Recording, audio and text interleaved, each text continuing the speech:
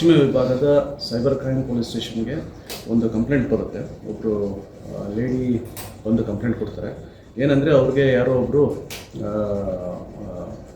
ಆನ್ಲೈನಲ್ಲಿ ಹೆದರಿಸಿ ಬೆದರಿಸಿ ಅವ್ರಿಗೆ ಅವ್ರ ಹತ್ರ 14 ಲಕ್ಷ ರೂಪಾಯಿನ ಅವ್ರ ಖಾತೆಯಿಂದ ಇನ್ನೊಂದು ಖಾತೆಗೆ ದುಡ್ಡನ್ನು ಟ್ರಾನ್ಸ್ಫರ್ ಮಾಡಿಸ್ಕೊಂಡಿದ್ದಾರೆ. ನನಗೆ ಹೆದರಿಸಿ ತೊಗೊಂಡಿದ್ದಾರೆ. ನನಗೆ ಹೆದರಿಕೆಯಾಗಿ ನನಗೂ ಅದನ್ನೆಲ್ಲ ಟ್ರಾನ್ಸ್ಫರ್ ಮಾಡಿದ್ದೀನಿ ಅಂತ ಅವರು ಕಂಪ್ಲೇಂಟ್ ಕೊಡ್ತಾರೆ. ಸ್ವಲ್ಪ ಡೌಟ್ ಬಂದು ಕೊಡ್ತಾರೆ.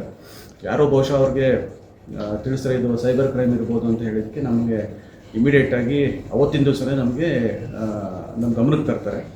ಸೊ ನಾವು ಇಮಿಡಿಯೇಟಾಗಿ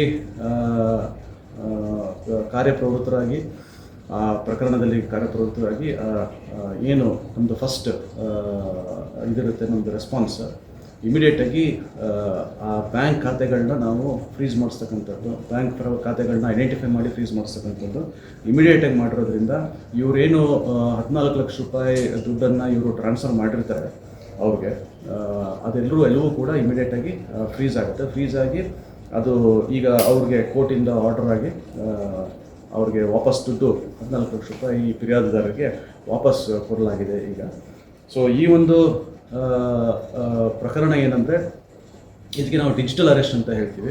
ಏನಿಲ್ಲ, ಸಾರ್ವಜನಿಕರಿಗೆ ಎನಿ ಟೈಮ್ ಅವ್ರಿಗೆ ಒಂದು ವಿಡಿಯೋ ಕಾಲ್ ಬರ್ಬೋದು, ಯಾವುದೋ ಒಂದು ನಂಬರಿಂದ ಬರ್ಬೋದು, ಬಂದು ನಿಮ್ಮ ಖಾತೆಗೆ, ನಿಮ್ಮ ಬ್ಯಾಂಕ್ ಖಾತೆಗೆ ಅಕ್ರಮ ಹಣ ಸಂದಾಯವಾಗಿದೆ, ನಿಮ್ಮನ್ನು ಅರೆಸ್ಟ್ ಮಾಡಬೇಕಾಗ್ಬೋದು ಅಂತ ಸುಳ್ಳು ಹೇಳಿ, ನಾವು ಯಾವುದೋ ಒಂದು ರಾಜ್ಯದ್ದು ಮುಂಬೈ ಇರ್ಬೋದು ಅಥವಾ ಬೇರೆ ಯಾವುದೋ ಒಂದು ರಾಜ್ಯದ ಪೊಲೀಸ್ ಅಂತ ಅವರು ಸುಳ್ಳು ಹೇಳಿ ಆ ವಿಡಿಯೋ ಕಾಲಲ್ಲೂ ಕೂಡ ಅದು ಅದೇ ಥರದ್ದೊಂದು ಪೊಲೀಸ್ ಸೆಟಪ್ ಅಂತಲೇ ಮಾಡ್ಕೊಂಡಿರ್ತಾರೆ.